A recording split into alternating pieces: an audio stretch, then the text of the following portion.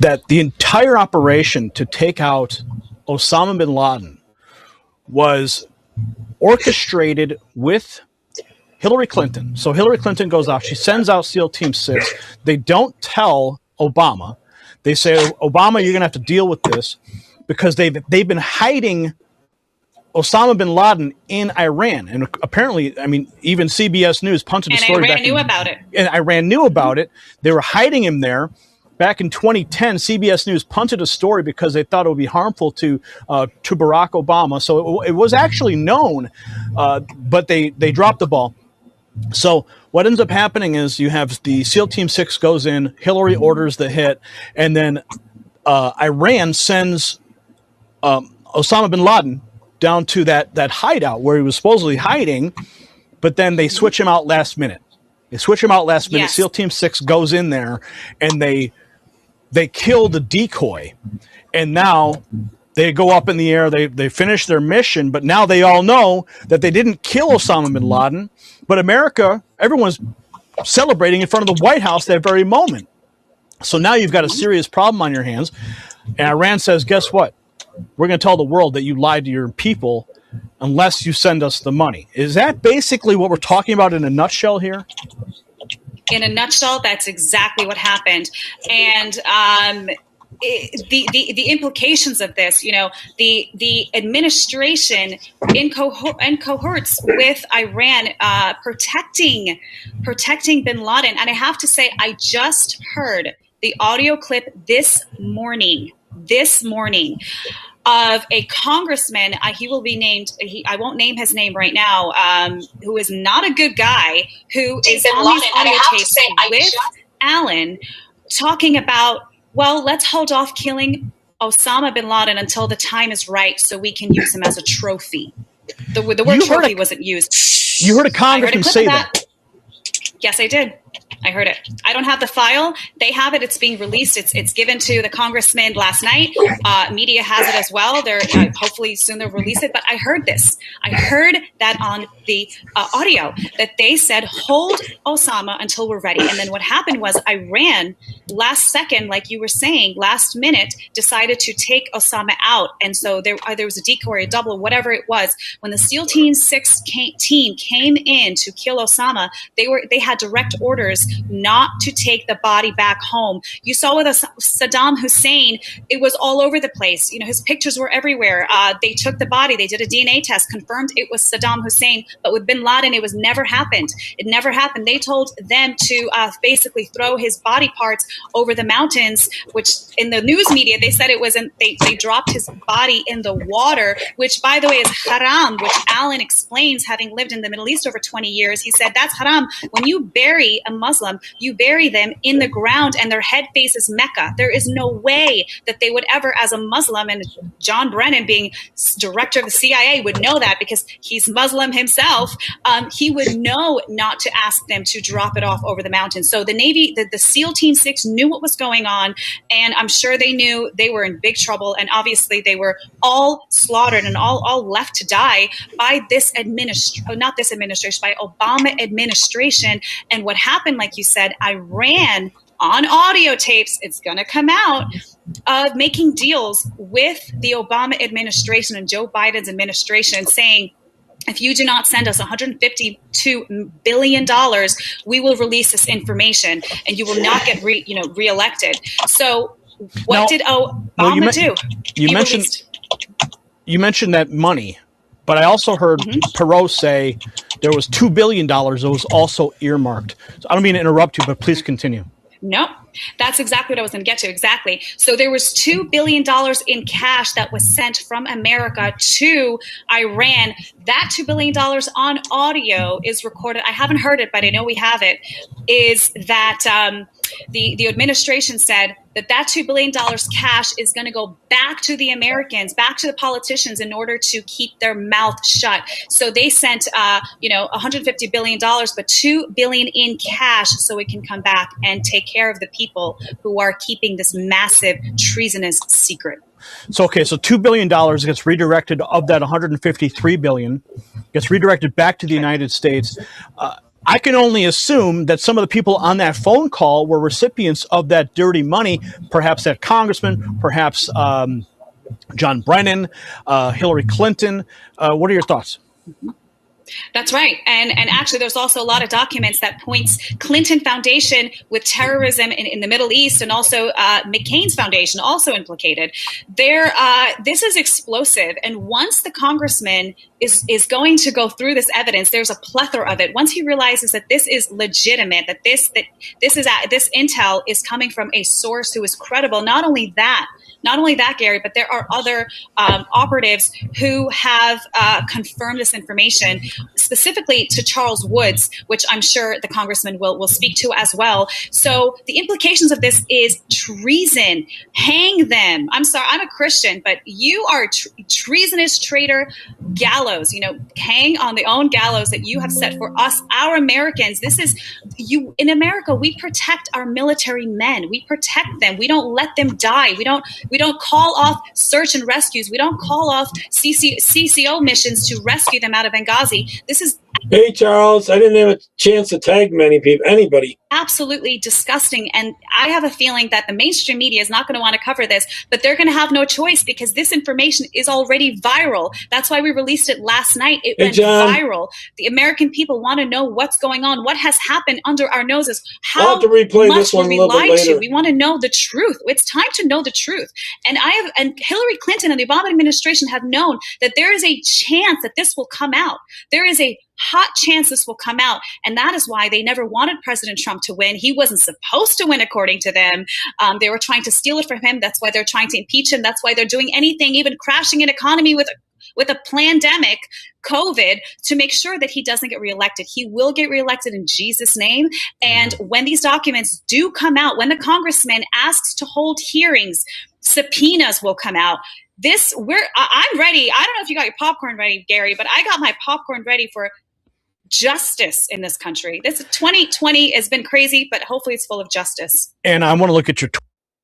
I might play this a little bit later because hardly anyone has seen it. Probably another show is what I'll do. Iran is so far winning the war against the United States and Israel, and we could be set for the. Watch this idiot. Watch this idiot. Unbelievable.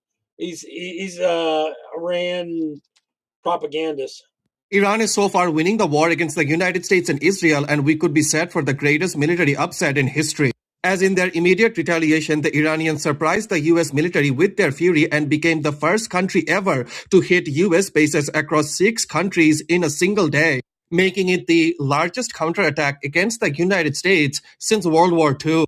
And Israel is also getting pummeled by Iranian missiles, with explosions reported in Tel Aviv and a huge explosion reported in Haifa as well. And as always, there is an information blackout in Israel, so mainstream media will not be reporting on all of the targets getting hit inside of Israel. But Israeli citizens, even though they're told not to by their government, are still taking pictures of the explosions and the damage and posting them to social media. And so far, it seems like Iran is the one that's acting like the military superpower, targeting multiple countries, hitting US and Israel all at the same time, while the Americans and the Israelis seem to be confused and kind of... Was it like 42 of their leaders are gone now? All over the place.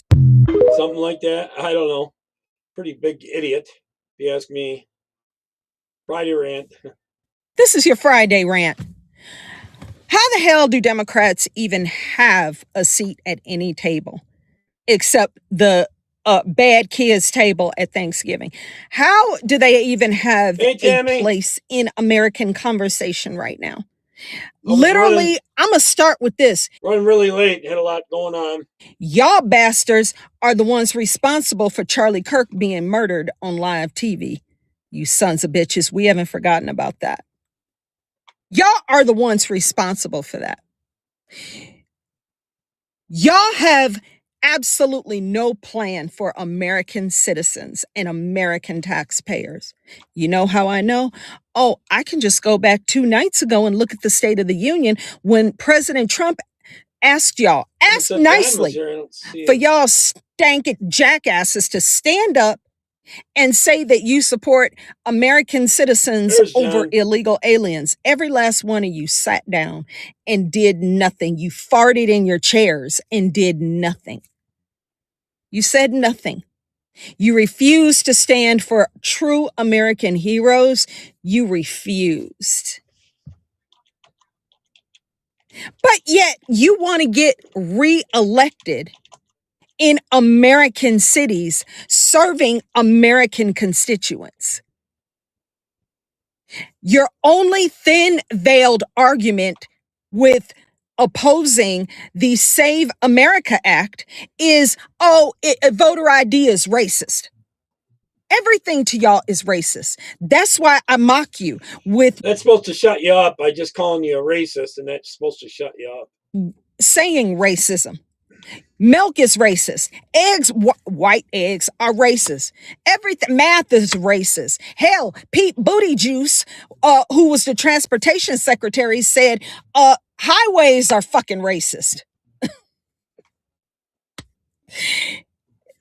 Anybody who takes these people seriously, you need a transorbital. I got to show you something already. See if this knocks me off the other platforms. They already took down the stream. So it said for policies. Now it's playing a little bit. I don't know. Maybe it's just playing that part. I don't know. It already took the YouTube one down. Oh, we'll see. We'll see. I'll go back over here and see if it keeps playing. Let me go back. Whoop, I got to bring the other thing back up. Lobotomy. Wouldn't be surprised if Facebook. I said on X just yesterday, you might as well, if you. The first video was about what Hillary was doing and all that kind of stuff. So I guess I can't stand the truth. You vote Democrat, you might as well go ahead and convert to the Church of Satan, because you work for the devil. These individuals have absolutely no plan for your life and your future and to better your. Go ahead and name me one fucking policy that any Democrat has come up with, including right here in this state of Colorado. This bastard who calls himself the Attorney General, who's trying to be the governor, Phil Weiser, with his funny looking mom jeans he wears up to his neck. That individual has filed 56 taxpayer-funded lawsuits against the man I voted for, President Trump. 56 lawsuits. You know why he's doing that? Not because he cares about American citizens, but he cares about illegals, number one. And he's trying to make his little political ploy because he has no chance of winning. Nope, pouring a bunch of money. Still playing on Facebook. YouTube's the only one taking me down so far. We'll see if it kicks me off of Wimpkin, because what happens is Rumble keeps trying to connect to YouTube. Into your Soros bullshit. That doesn't work. People are figuring out we don't like communism, bruh. 56 lawsuits. They're all going to fail. Every last one of them. Every one of them. If not out the gate, they're going to fail in higher courts. They're going to fail. So not one of his lawsuits, not one bill in the Colorado legislature has been for the benefit of American citizens. Not one. My God, they legislated to legalize prostitution. There's a nasty new STD going around. I've read about it. Not one of you might want to read about it and go ahead and make some better choices in your personal life, because you don't know what this thing is nasty AF. But Democrats in Colorado, they want to legalize prostitution, which will undoubtedly raise the rate of human trafficking.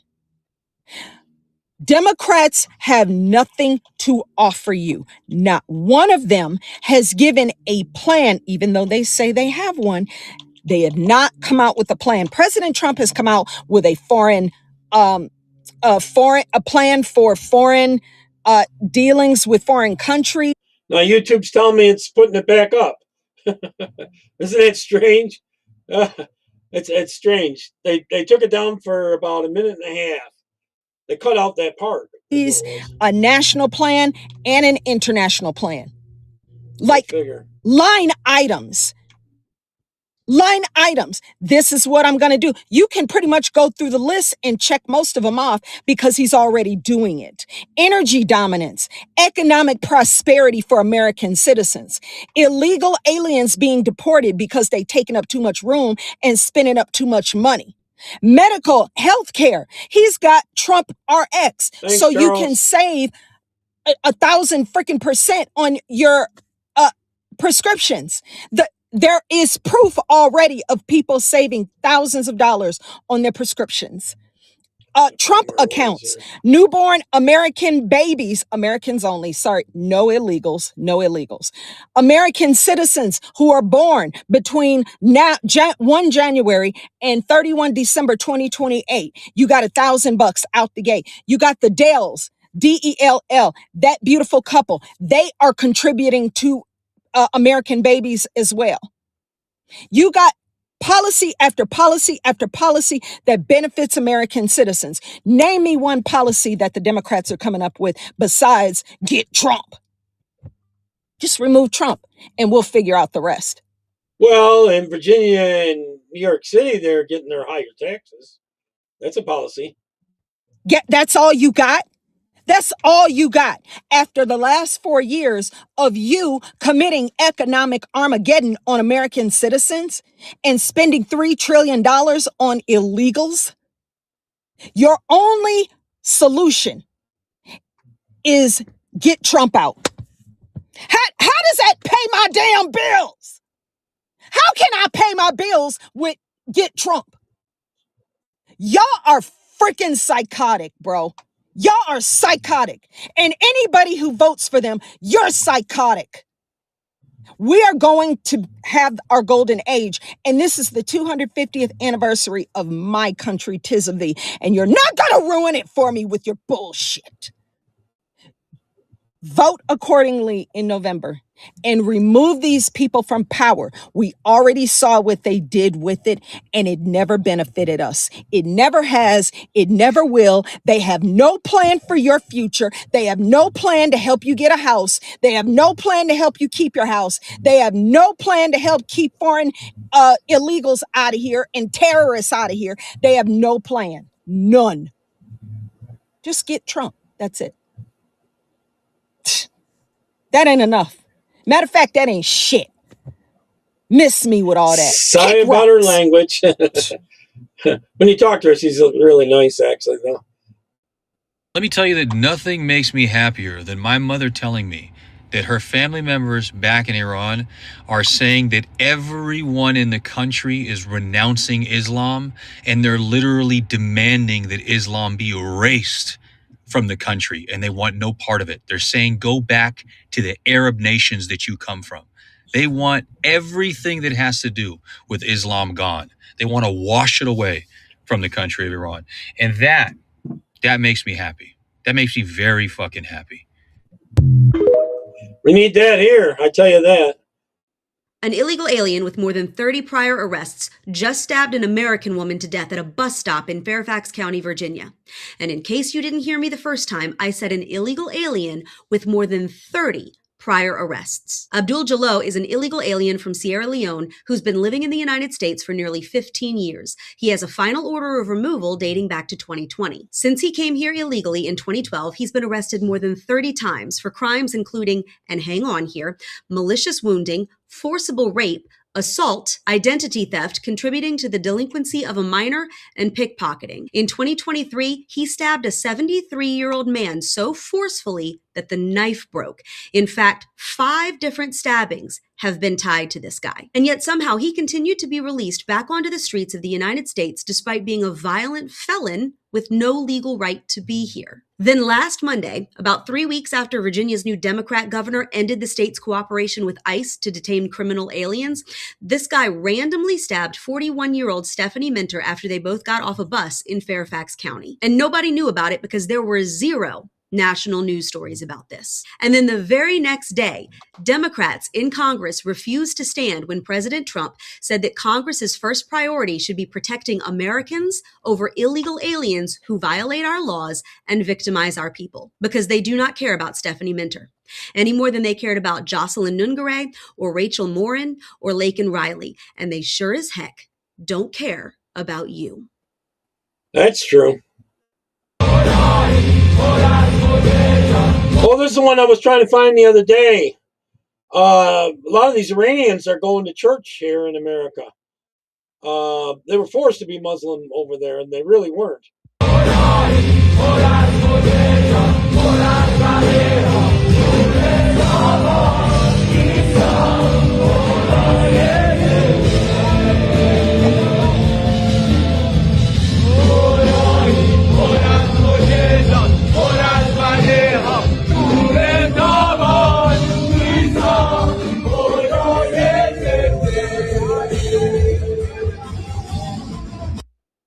Find a lot of them going back to church.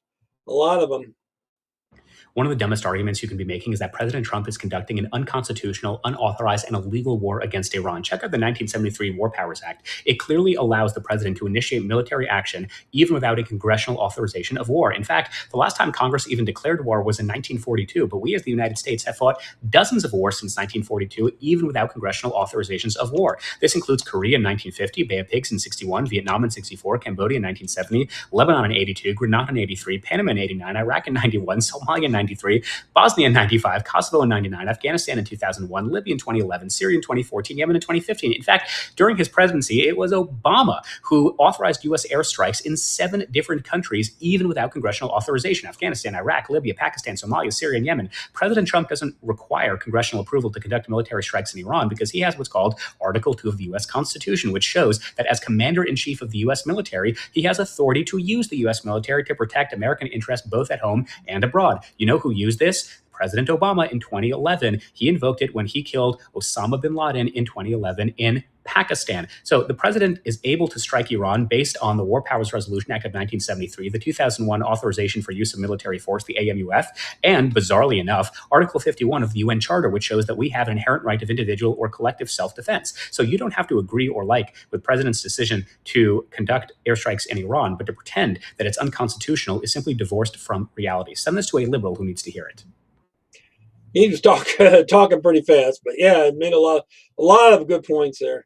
Long live. It's a beautiful morning. I think I'll go outside for a while and just smile. Just taking some clean, fresh air. One more to go. Actually, it's probably about 20 more to go, but they're getting there.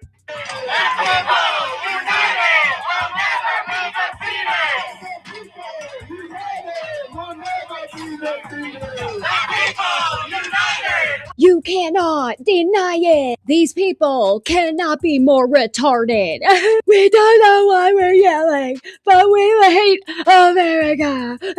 Yeah, I'm gonna stop telling people that I used Who did? Obama you're talking about? to be one of them. It's so embarrassing. Take it back. We sing for countries that absolutely hate us. What do you and your butt cheeks think? Do you think they're stupid or just indoctrinated? All of those countries hate them. Literally. They are fun to laugh at, though, aren't they? They won't stand or clap for Did you see Hillary losing it when she was testifying? America. They kneel for our flag, and not a respectful kneel. They save that for the criminals and the drug lords. A bummer, huh? Fuck Okay. you, kneel. They will burn our flag. Well, bomb it. for Okay, other I got you. countries' flag. So stupid, you gotta swat them twice. That's giving you a signal that maybe he's in trouble, huh? I would think so. Oh, but we're the crazy cultists. He's got some Epstein explaining to do. No, that one I played at the beginning that was about that. And for about a minute and a half, YouTube took the video down and now they're letting it play. I don't get it. I don't know what conspiracy channel or commentator some of you are watching right now, but every liberal I progressive tell you what, when more people on, I'll play that one again. Iranian American that I know who campaigned against Trump is celebrating these strikes right now. For years, I've watched politics divide people on issues like this, so let's just clear this one up. I was at the protests, every single one, and every Iranian there was My first video was about Obama and Hillary together. They had who was it? Bin Laden hidden, and they had a double or something they killed or something like that. And Iran was said, "Hey, we know that we got the real one, and we're gonna blackmail you." So then they gave him billions of dollars. That's why they flew the billions of dollars, and they got it on tape and everything. So I think Obama is going to might have that. That might be his issue. For intervention. To be This all is connected to the Epstein files. against what's happening right now is to be pro-rape, pro-torture, and pro-murder, because that's what this regime has done to its own people. They massacred tens of thousands of protesters. Oh, they posted. Is it pinned, Tammy? Is that write up? Pinned a big write up on all the reasons. I'm linking. Interesting reading. Okay, I'm not great at taking the time to read a lot of stuff, but yeah, I'm more into videos. But Just in the past few weeks. Think about it this way. If a man you despised showed up to stop the monster who slaughtered your entire family, would you really grab his arm and say, "Not you"? That's what some of you are doing right now. So yes, you can hate Trump's immigration policies. You can despise ICE, fine. But don't make Iran a sides thing. Iranians wanted this. This is our only chance, maybe for generations, to take our country back. So step aside, please.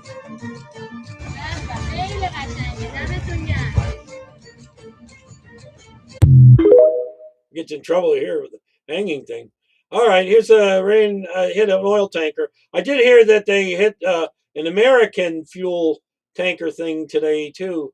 They're just launching it and everything. They're going to run out of missiles here, the way they're going through them, besides just knocking a lot of their launching pads out.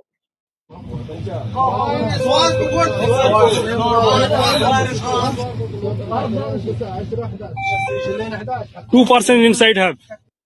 I don't know what the heck they're gaining by that. They're destroying some stuff. It's going to cost the cost of gas to go up for a month or two.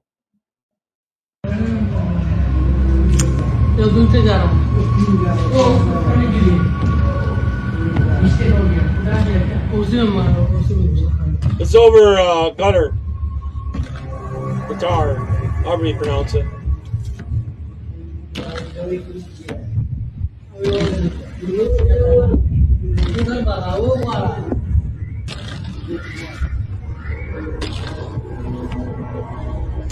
That's the sound of shooting them all out of the air.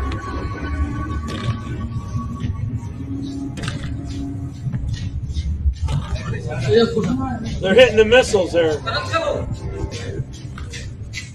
Incoming missiles.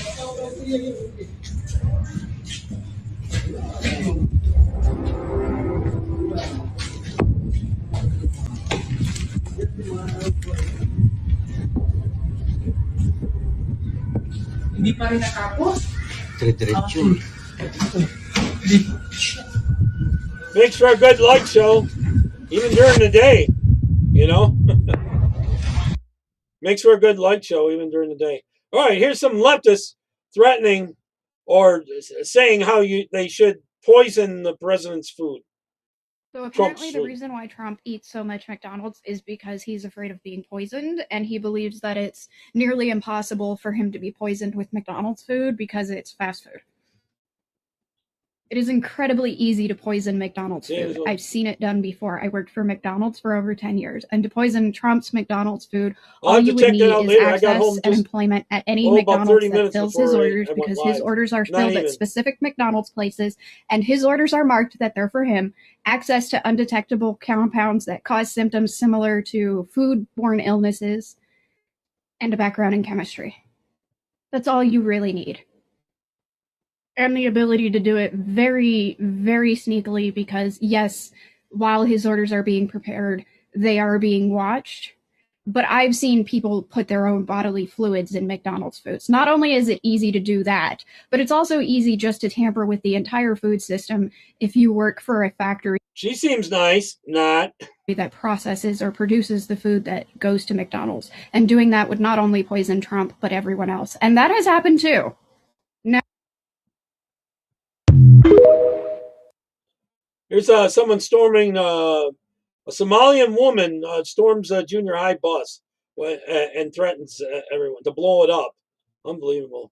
Somali woman storms a junior high bus, threatens to blow it up, and has to be removed by gunpoint. Let's watch. Excuse me? Sure. You can't drive, you can't leave. Really? You're going to be scared? Yeah.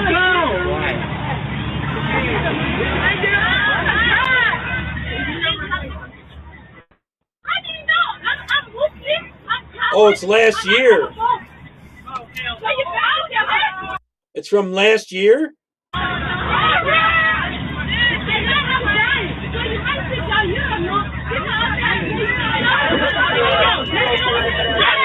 Hey! Someone better get here real quick.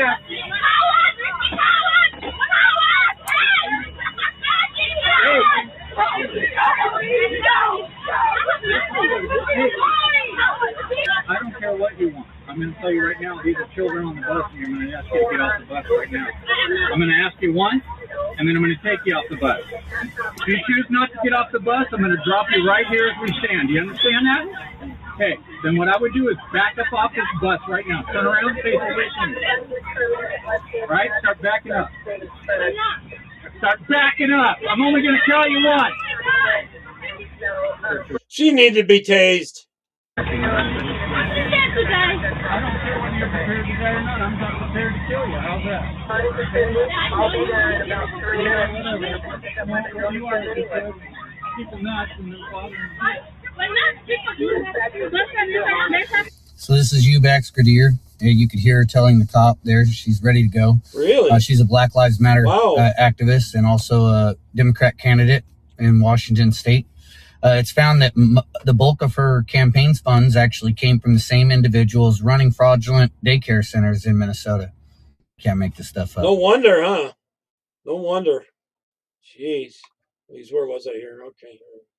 Hey guys, this is Latina, your favorite community advocate. This video is for Mayor Mondani and all the crazy far lefty politicians that's up here going against President Trump for bombing Iran to save millions of Iranians from persecution and from being, basically assassinated, executed by an Islamic regime.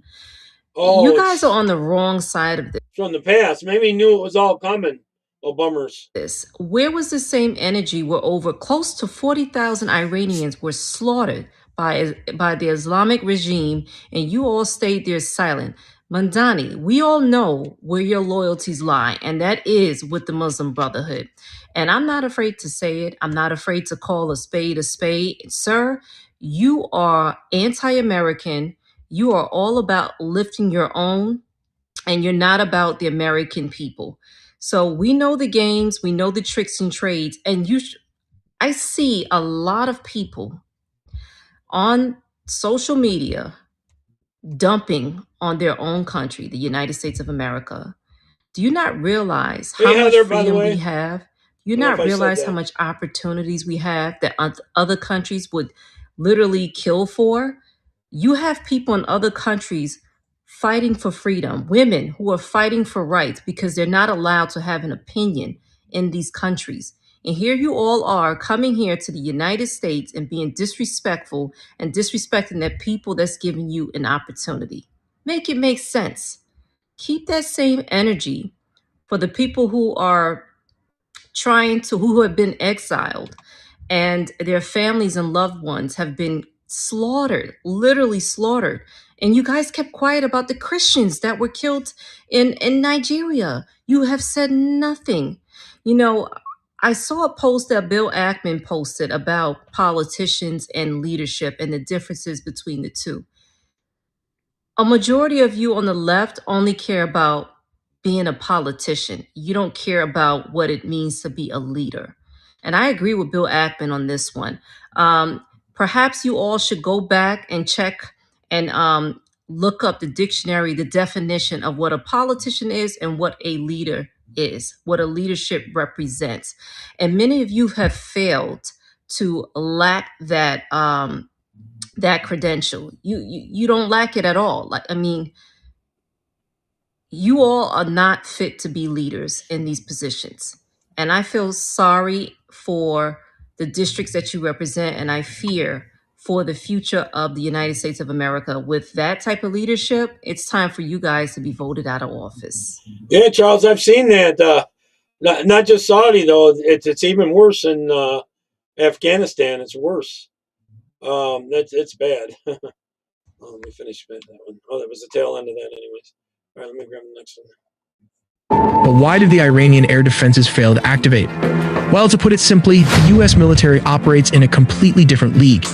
Using a highly advanced mix of electronic warfare and cyber operations, coordinated from space to the ground, the coalition was able to inject I found this video very interesting, actually. false data directly into Iranian radar screens.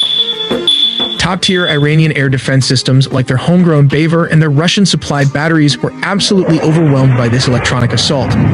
But to actually hunt them down, the US set a brilliant trap. They launched hundreds of ABM-160 MALDs, miniature air-launched decoys. To a panicked Iranian radar operator staring at a chaotic screen, these tiny drones look exactly like a massive squadron of F-15s or F-16s screaming toward the capital. With the door kicked wide open, fifth-generation stealth fighters, including both US and Israeli F-35s with possible F-22 Raptors, sliced through the airspace completely undetected. Ultimately, the Iranian air defense network wasn't just suppressed, it was completely dismantled, at least for the time period. Because the Iranian do have a huge firepower, Tehran has fired back. In Operation Truthful Promise 4, a massive wave of missiles and drones just targeted US bases in Israel. Here's the fallout. The UAE's Al Dhafar air base was hit, leaving one dead from shrapnel. In Bahrain, the US Navy's 5th Fleet HQ was directly targeted. At 9 in the morning, Israel launched more than a dozen aircraft, but it's a complicated process. They have to navigate or entirely bypass the airspace of neighboring countries like Syria and Iraq. To avoid hostile air defenses, defense analysts estimate the actual flight distance to reach central Iran is between 930 and 1,240 miles each way. Although these routes may seem straightforward, they involve complex planning, including calculations for air refueling and coordinating attack aircraft to pass through Jordan, Syria, and Iraq. Israel and US strategy was to attack Iran in 3 waves. The first wave targeted surface air-to-air sites, radar installations, and Iran's air defense headquarters in Tehran, Elam, and Khuzestan. The second wave focused on destroying ballistic missiles, and finally, the third wave targeted military manufacturing industries. Kicking down the door. The attack begins not with manned aircraft, but with robotic precision from the sea. The goal is simple: blind the enemy's eyes, their radars, and silence their voice, their command and control. In the Persian Gulf and the Northern Arabian Sea, John, weren't you in the military before? I think you said you were. Arleigh Burke-class destroyers, ships like the USS Thomas Hudner, receive the launch order. The vertical launch system cells hiss open, and moments later, dozens of Tomahawk land attack missiles erupt from the decks. These missiles fly at subsonic speeds, hugging the terrain in what we call nap of the Earth flight to stay below the radar horizon. They are programmed to loiter and strike simultaneously. Their warheads slam into S-300 and S-400 radar sites and command bunkers. They degrade the integrated air defense system, effectively carving out safe corridors for the pilots who are minutes behind them. 30 minutes past H hour, while the Tomahawks are still impacting, the silver bullets of the US Air Force are already deep inside hostile airspace. These are the B-2 Spirit stealth bombers, with the air defense network fractured by Tomahawk cruise missiles, usually fired from destroyers hundreds of miles away. The path is now clear. Now comes the strategic sites like nuclear bunkers, which can be bombed by B-2 Spirit, the tip of the spear. Launching from bases in Jordan and the UAE, squadrons of F-15E Strike Eagles roar into the theater. These are the bomb trucks of the operation. Each F-15 is heavily laden with GDMs and small-diameter bombs. Interestingly, it can carry up to 19 GDAMs or 28 small-diameter weapons. While the B-2s hit the deep bunkers, the F-15s hunt the mobile targets. Their AESA radars scan the ground for ballistic missile launchers hiding in valleys. Working in pairs, they drop precision bombs on missile convoys, hangars, and secondary command nodes. Once they are Winchester, out of ammo, or low on fuel, they don't go home yet. They connect to this tanker common launch tube that fits into almost any aircraft's existing fuel hatch. They retreat to those tanker tracks established in Phase 1, taking on thousands of pounds of jet fuel in midair before turning back for a second sortie. 2 hours past H hour. To sustain the pressure, the U.S. Navy's floating air bases enter the fight. Cruising in the Arabian Sea, a carrier strike group turns into the wind. Steam and electromagnetic catapults begin launching aircraft every 30 seconds. F-A-18 Super Hornets launch carrying anti-radiation missiles. Their job is DAD, destruction of enemy air defenses. They are hunting down any surviving radar operators foolish enough to turn their systems on. Meanwhile, F-35 Sea Lightning push forward to gather intelligence and strike high-threat targets that the older jets cannot reach. Orbiting far behind them are the E-2D Hawkeyes, the quarterbacks in the sky. I tried to get in like 1973, but I'm deaf in my right ear and they wouldn't take me. Managing the massive traffic of hundreds of U.S. jets.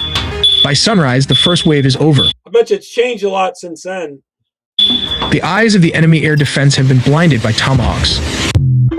Were you in the tail end of Vietnam, John? Were you in the tail end of Vietnam? I tried to get in right near the end of that, I think it was. So behind me is one of the buildings that was directly hit last night in central Tel Aviv during the Islamic regime's ballistic missile barrage. It left one 40-year-old woman dead, and since then...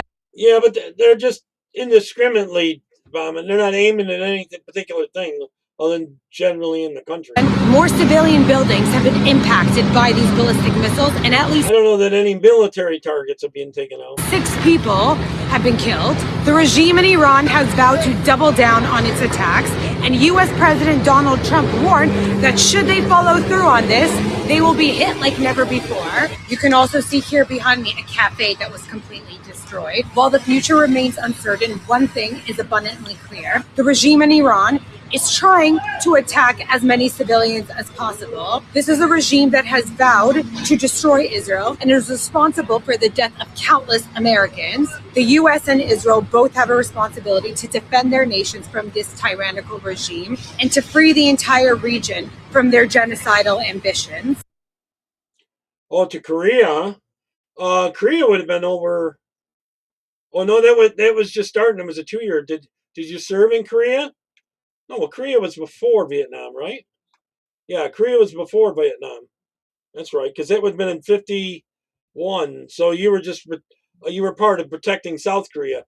Now I'm seeing that a lot of them are starting to vote socialist over there. It's insane. But China's flooded them there and trying to get them to do that. There's operatives there. It's about you see, Thomas funny things Massey. begin to happen when radical Islamic regimes like the one in Iran that are being led by murderous dictators begin to be removed and toppled because you have a president that has gigantic cojones and is willing to do the work to replace the globalist system, the deep state system that runs directly through Iran with the American system. What happens is that some of the people in this country that have been carrying the water and pushing the propaganda for the Iranian regime start to be exposed. And I have a feeling that Thomas Massey is going to be haunted by this photograph. And it also makes me wonder, do you think that maybe this might have something to do with why Donald Trump has been so mad at Thomas Massey lately? Do you think that maybe Trump knows that Thomas Massey is shaking hands with people who have been leading the lobbying effort in this country for nearly 20 years for the Iranian regime? So this is a photograph that was taken about 3 months ago in early December. That's Thomas Massey. That's Ro Khanna. And this is a guy by the name of Trita Parsi, who is the Executive Vice President and co-founder of Quincy Institute for Responsible Statecraft. Don't you just love the word statecraft? If you know anything about what the CIA and those organizations do around the world, you know what statecraft is. This is Thomas Massey receiving an award from this organization. Now, for some background, the Quincy Institute is a transpartisan action tank that promotes U.S. foreign policy centered on military restraint, diplomacy, and avoiding endless wars. What does that mean?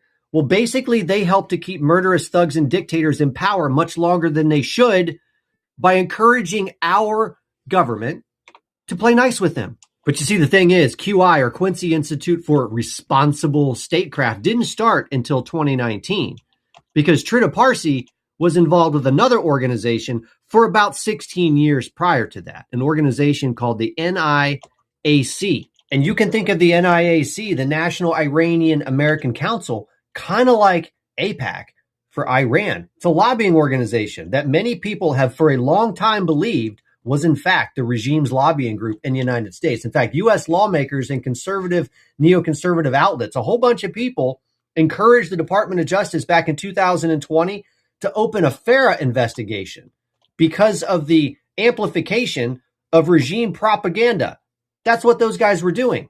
And would you be surprised to find out for the 16 years prior to founding QI, Trita Parsi was in fact the founder and president of the NIAC, the organization that was in fact operating as the Iranian regime's lobbying group in the United States? Oh, no worry. You don't have to just take my word for it, because back in 2012, Trita Parsi and the NIAC sued somebody for defamation for alleging that Trita Parsi and the NIAC was in fact operating as the Iranian regime's mouthpiece in this country. And what's funny is the judge threw it out by basically saying that the allegations that the NIAC was operating as a mouthpiece for the Iranian regime is not inconsistent with the idea that he was first and foremost an advocate for the regime. So I've been running around all day asking every one of the content creators and influencers over on X and throughout social media that seem to be driving the Iranian regime's propaganda messaging, who's been paying you? And perhaps the person that we should have been asking was Thomas Massie, because all of the bootlickers of Thomas Massie are the ones who are out doing, the propagandizing on behalf of the Iranian regime. And then it just dawned on me. Maybe I should find out, when did Thomas Massie and Ro Khanna really start to put pressure on the Trump administration to release the Epstein files? Because recently the Iranian regime started talking an awful lot about having access to Epstein files that they were going to release. I wonder if the timing of that isn't just a little bit suspicious. And this is very weird, because Thomas Massie and Ro Khanna couldn't have cared less about the Epstein files until they introduced H.R. 4405 back on July 15th, 2025, which was right after the United States bombed the nuclear facilities of Iran. And now here's Thomas Massie and Ro Khanna receiving an award from a guy who led an organization that during a defamation lawsuit, a judge said is not inconsistent with the idea that he was first and foremost an advocate for the regime. So to all the Thomas Massie bootlickers who decided to pick up the Iranian propaganda mantle today, the question still remains, who's paying you? Good question. All right, here's Over the Skies of Gutter. अरे तो सारे Guitar. ये देखो, ये missile आ रही है, missile आ रही है। देखो अभी इसको हिट करेगा, वो हिट करेगा, वो नहीं किया, वो जा रही है, ये अटैक करेगी, वो दूसरे आ गए, दूसरे ये इधर भाई, वो फूटी, वो जो कहाँ जाके नीचे फूट रही है वहां पे। Kind of looks more like fireworks than taking out all those missiles. भाई साहब, they're gonna run out of missiles. ये आ रही है मिसाइलें, देखो ये जा रही है मिसाइल, ये जा रही है मिसाइल। ओ भाई साहब, ये वो टकराएगी कहीं ना कहीं टकराएगी। भी वो आ रही, वो नीचे डाल रहे, वो साले में टकराएगी जाके। देखो वो फूटी देखो। भाई साहब, अल्लाह खैर, अल्लाह खैर करे, अल्लाह खैर करे, अल्लाह खैर करे। ये डिफेंस वाले, वो ये कहीं नहीं टकराएंगे तो कहाँ गिरेंगे जाके? ये डिफेंस वाले हैं, ये सारे डिफेंस वाले चल रहे हैं। किधर फोड़ रहे हैं? ऊपर भी फोड़ रहे हैं क्या? Yeah, almost like the tornado sirens. We don't really have those here in upstate New York. I think we've only had like 2 in my whole lifetime, and they were very brief. इधर भी हमारे, वो इधर भी फूट रहे हैं, इधर से भी मिसाइलें आ रही हैं। They tend to end up near the shoreline of the lake or something like that. Looks like a water downspout, and it's gone. And भाई साहब, तो जो शेल काम नहीं करेंगे, टच नहीं होंगे तो गिरेंगे ही ना। वो किस काम के? वो भी सारे गिर जाएंगे। ये फूटा।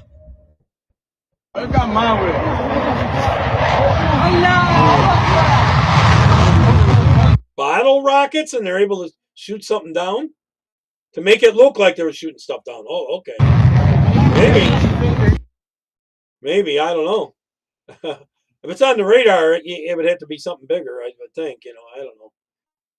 You guys saw that awesome video of Allison Steinberg confronting Ilhan Omar about the winery. Next time, that was amazing, by the way. Next time, let's ask her about the pancake business and if she has any relation to that. Because behind me, what does this look like? Does this look like a pancake shop, or does it look like a hedge fund?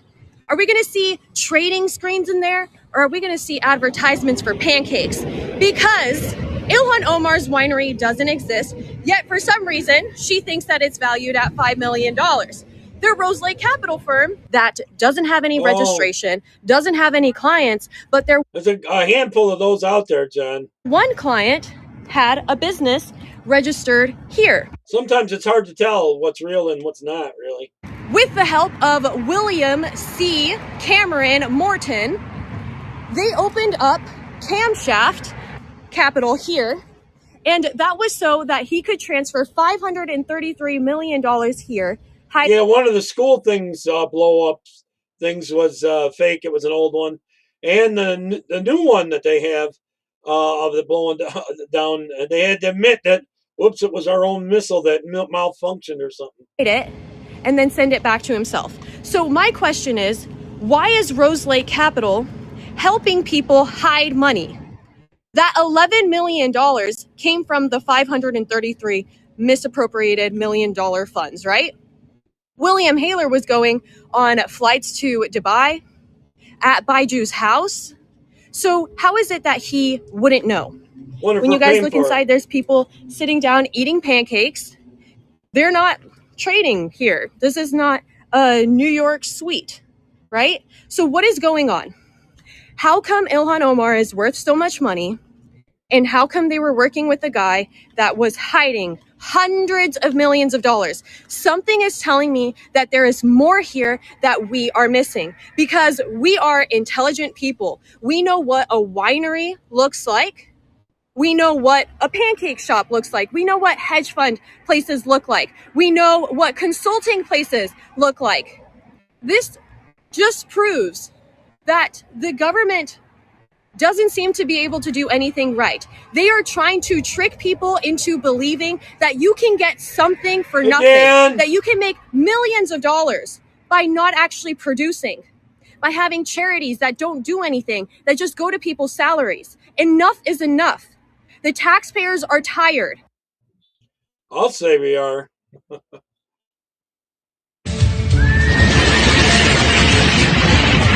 Oh, I forgot to say what it was. This is in Iran as the bombs were hitting. In their offices of the extremists.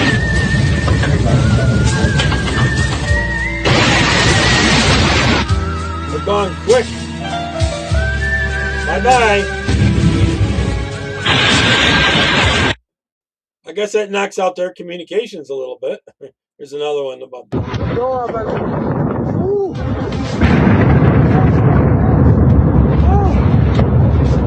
that's the bunker buster ones.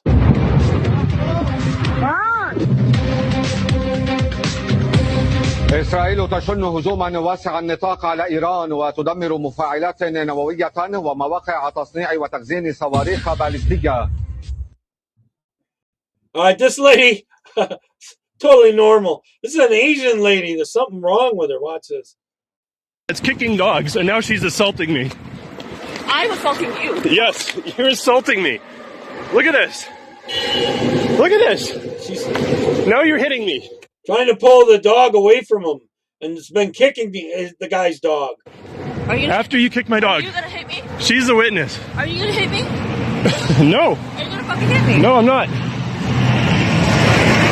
I'm not gonna hit you. It's almost like she wanted to be hit. Well, I'm gonna take the fucking dog away. Don't fucking take my dog away. I'm trying to get out of here. She's walking around kicking dogs.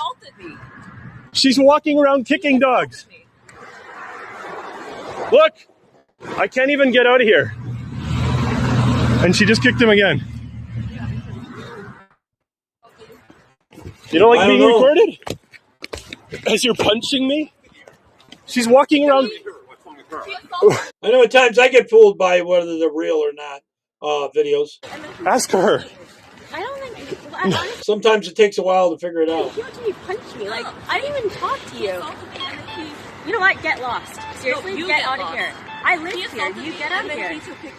You're the only one that's insulting anybody. Yeah, I wouldn't discriminate. No, you are. Look, we're out walking our dogs. Yeah, we're being screwed. They've been for a long time, Dan. You walk your way. I'm fine with that, other than she just kicked my dog hard. Oh, gee, really? You can walk. I'll stand. You'll walk away scot-free after kicking my dog till she yelps? You're unbelievable. I'm glad I got this on video. There's some mentally ill people out there, I tell you. I will. At least she's okay. She yelped loudly. She just walked up, whack, right in the ribs. Look at her. She's freaking out just by me moving.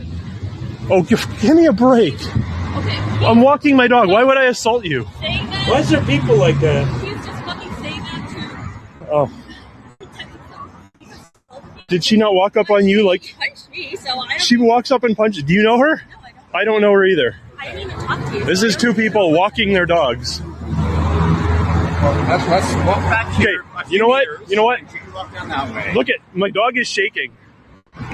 Seems she has some mental problem because she was attacking everybody. She punched the other girl in the face. She's scared. Like, it's almost like she doesn't like dogs or something. You know what? Just I'm gonna go take care of my dog. You walk your way, I'm gonna walk my way. I'm just glad I got this on video. Sorry, Buttons. I'm just glad I got this on video. Because you're messed up. You're messed up. Yeah, mentally ill. Look at, my dog is shaking. She's freaked out. And she might even be injured. So now I have to take her to the vet to check her ribs. Yeah, I'm going away. I thought I'd do that video for a change. A little bit. A Muslim just killed multiple Americans right here in Austin, Texas, just 2 days before my election, and he also wanted to kill me. I was very clear when I told you that for me, this is just an election, but for you and your family, this is your life. So you either vote me into Congress on Tuesday, March 3rd, or get ready to be raped or murdered by a Muslim that will fulfill the jihad. The choice is yours. Don't say that nobody fought for you.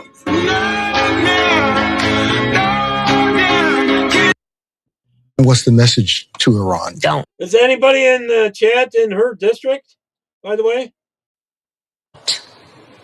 What is your message to Iran in this moment?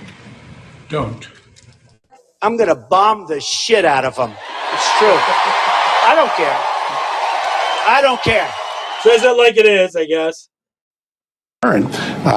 Fulton County District Attorney Fannie Willis was indeed plotting all along with the Biden White House, the Biden Justice Department, and the January 6th Democrat Committee to plan her case against Donald Trump and his associates. Does everyone see that it looks like that Biden gave her $2 million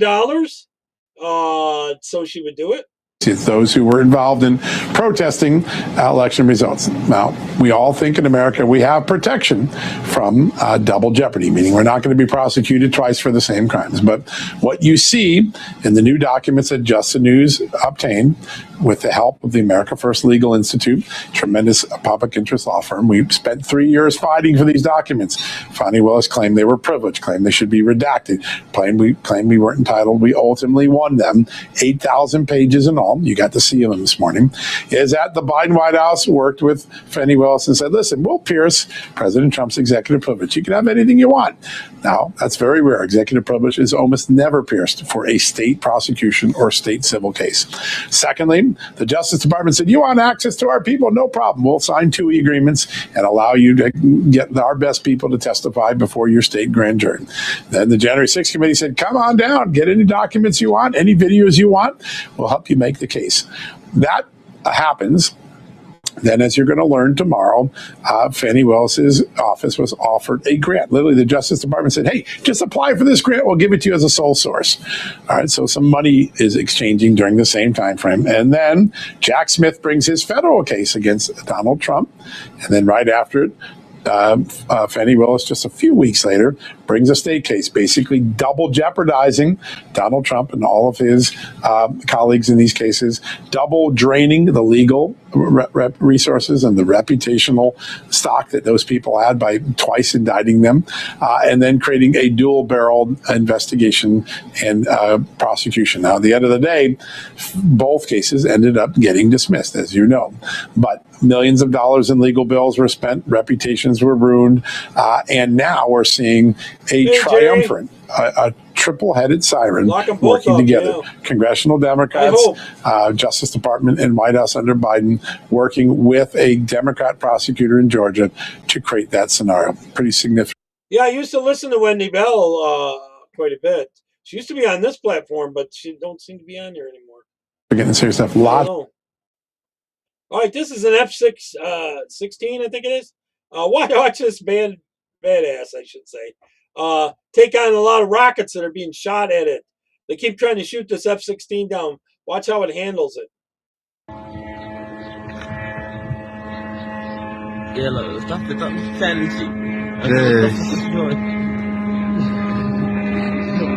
Allah Akbar, Allah Akbar.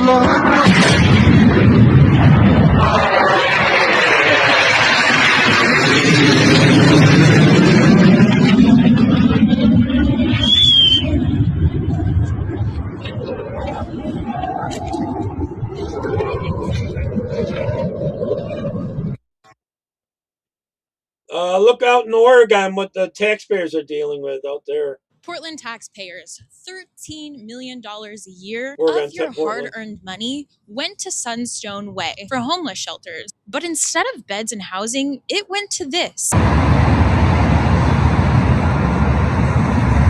CEO Andy Gobel moved headquarters to this luxury waterfront palace while forcing you to pay $226,000 for the completely empty old offices. So basically, we as taxpayers pay $20,000 extra every single month so that this nonprofit CEO could do his work with a better view. They blew $10,000 on fancy office furniture while prepping layoffs. They paid $30,000 in consulting kickbacks to a Clackamas County insider while chasing more contracts. Meanwhile, their Market Street shelter... I should start watching more Rumble. I don't, and I should. You know, a lot of times during the day I'm doing stuff, though. Millions funded shuts down March 31st. I went inside and asked the workers how many homeless they were sheltering at the time. She said they had about 100 people currently staying there. I also visited another one of their locations, Delta Park Motel. It used to be a Motel 6, completely shut down, garbage and trash everywhere, and even someone defecated. Oh, I think there's a lot of illegals that were staying at that hotel for a while. Now we're getting the illegals out, so they're not using that one so much. Behind the building. Yeah, so, I mean, I've been out here for a while, and what I see is we hear a lot of things like so much money, like the state just got all this money to open up all these shelters. Yeah. And I rarely see anything going on. I mean, somebody come out and hand you a free meal or something like that sometimes, but yeah, you really don't see any progress. Like with all this money, you would think that there's having shelters opening up and, you know, places for people to go, but really there's everything's full. You really can't get anywhere. It's like, so if all this money's getting poured in, where's it really going? Now, it's a good example. Like somebody finally got caught. You got to also remember that a lot of people are out here because they have an addiction. Yeah. And if you really want to get off the street, it's really not that hard. Yeah. But people find an out to say that, you know what I mean? Because really, they just want to still be out here. I mean, It's not that hard to get off the street. This is not mismanagement. This is blatant abuse of taxpayer money meant for the homeless. People are still dying on the streets while these nonprofits, under the guise of helping the community, spend NGOs public money to upgrade their office space, go out binge drinking, and failing to make payroll for its own employees. This is only the first of many nonprofit to housing industrial complex scandals that the city of Portland has played a part in. And if it weren't for an ex-employee whistleblower, who knows how long this would have gone unnoticed. I'm glad I never went through any of that, especially the drug use and all that. They cry racism. Here we go. A man with the property of Allah hoodie kills multiple people at a bar in Texas, injures dozens, and for some reason speaking out about the dangers of Islam and this Muslim takeover is the actual problem. Ilhan for Congress, their campaign, gave an event ticket of $1,500 to a nonprofit in our country called Palestine House of Freedom. This nonprofit once hosted an event. That sounds like a good name. For Birzeit University, which is located in the West Bank of Palestine and has so much extremism and terrorist ties that Harvard University had to cut all ties with them. Their students at this university were once using credit cards to fund Hamas activity. These are people who are in our government that are funding this stuff at this point. It's scary. This morning I was like, wait, where am I going again? Is it a safe place? Americans shouldn't have to live with fear. Yeah. All right, next one I got up is Hillary. Watch her get unhinged and hysterical about them wanting to show pictures. I think there's pictures of Hillary with Epstein. I have another photos that are being released of the secretary as she is testifying from inside this room. Can you please advise me as to whether or not that's permissible and consistent with the rules, particularly given that we have asked for a public hearing? If there are photos that are being released of the secretary as she is testifying, can you please explain how that I'm done with this. If you guys are doing that, I am done. You can hold me in contempt from now until the cows come home. This is just typical behavior. We will go off the record. Oh, for heaven's sake. So I would like to understand how that's permissible.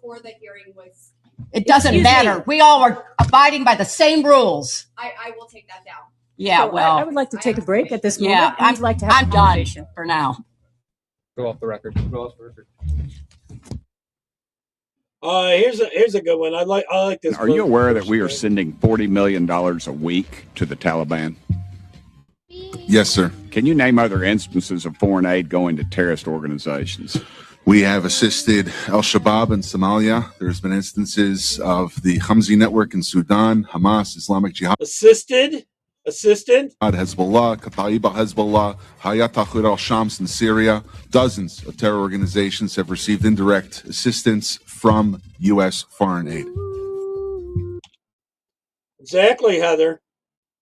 Let me finish typing it in here. I'm in the mid-sentence here. I hate that demon. Yeah, I agree with you, Marianne. She is a demon. A lot more is coming out. There's a lot to do with the money that they claim they took out bin Laden, and it looks like that all the money paid to I played that earlier. All that money that was paid to Iran was because of blackmail, really. Now it's getting through Congress. So before it was by the sword. This is about Islam taking over America. Watch how. Now it's getting through Congress. So before it was by the sword, now it's getting themselves into parliament and then making laws that act as the sword, the Islamophobia law in Canada, M103. Yeah. Muslim Brotherhood. Yeah, did you hear about the Islamophobic rules in Canada? They can jail you up there for that. I find that there are only two things which are open to our movements. Ballot or bullet, nothing in between. I used to say that democracy is haram. Now I say participation in democracy is our jihad. That's our jihad. We're going to fight not through the bullets, but the ballot. Going to the ballot and voting is now an obligatory action, fard ayn. And it is a jihad that is now needs to be done because this is our modern jihad. You can elect a person who wants the Sharia. Because in the United States, what we do know is that in the past election, just this last election, there have been over 800 Muslim candidates running for office. We may end up with about 50 members of Congress in the next 6 years. That's really the essence of dismantling the system of and the left will vote with them. Justice is to replace it with the people who represent the Prophet ﷺ. They'll work together to take down America. They both want America to go down. Here's more on this kind of stuff. 79-acre land. So like you said, brother, masjid. Oh, that's right. This is in Texas, what they're doing in Texas. This is our Tammy and John. This is in your area. Homes, a total Muslim village. So we're still debating on the name, but it's going to be something Muslim name and a village attached to it, right? They're not just building houses. They're building a beachhead for Islamic conquest in the heart of Texas.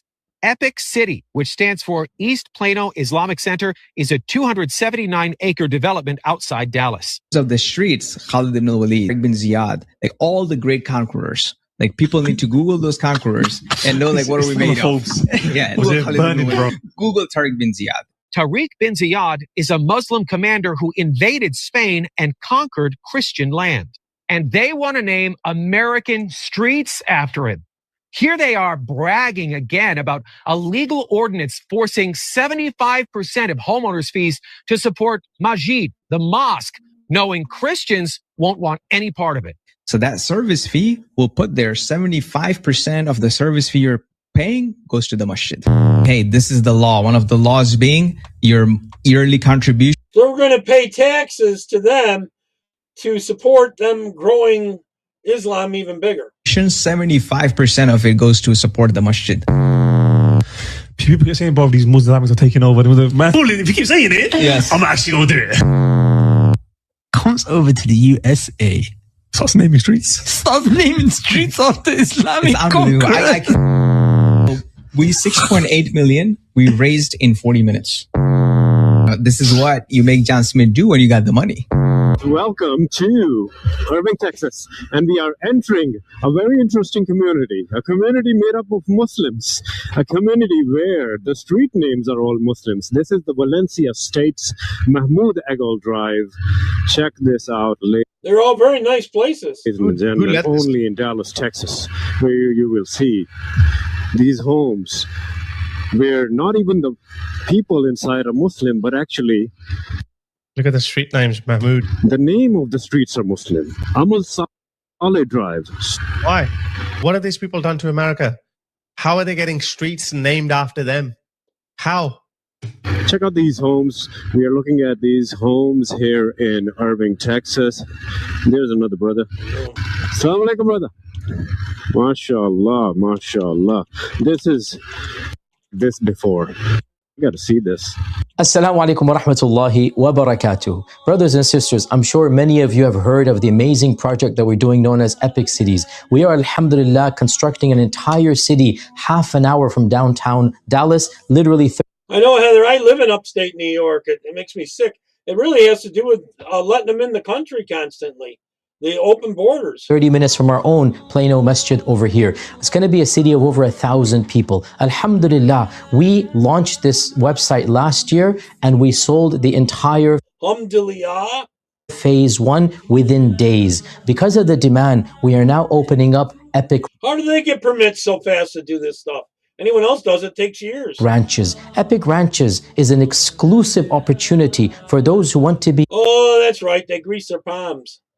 Within minutes of Epic City, but also want larger plots. We have 2 Epic Ranches. Epic Ranches 1 begins with 1 acreage and goes up to 5 acreage. And Epic Ranches 2 has plots of ½ acre and also investment opportunities for those who want. I guess you need that if you have 4 wives and about 35 kids. To build condominiums. Brothers and sisters, this is a limited time opportunity. It is an amazing time to invest for the future, not only in yourselves, but of your children after you. We are, inshallah ta'ala, going to change the entire da'wah scene by demonstrating to the world what it means to be a Muslim living in the West.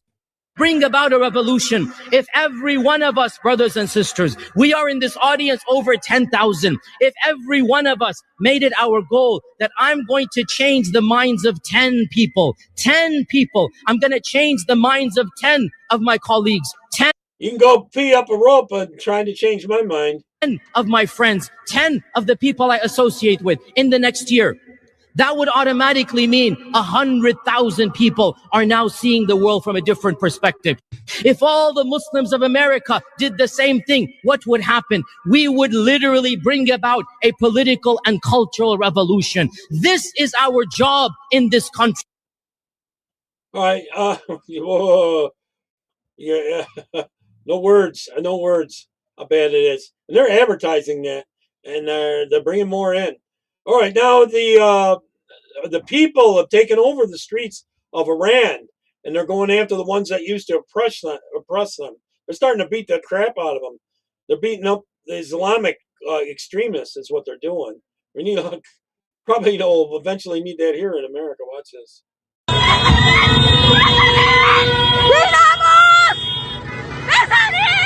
There's no more enforcement anymore, and so the people are going after the ones that oppressed them. They've totally lost control over there. In fact, I got to say, I'm talking to some of the Kurdish people today, and they've taken over parts of Iran. They took over the police station in one area and army barracks, a military barracks in northern part of Iran. They've taken control of it. So, and soon it'll start happening in the south.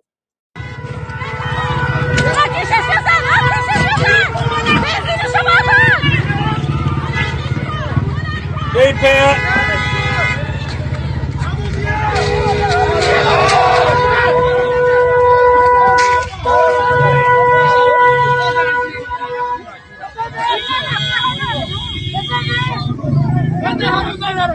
Yeah, I know he had a stroke a little bit after the time I did. Fetterman did. He's the only sane one there, though, you know. But I'd still probably vote for most Republicans over him. There's some rhinos that I wouldn't.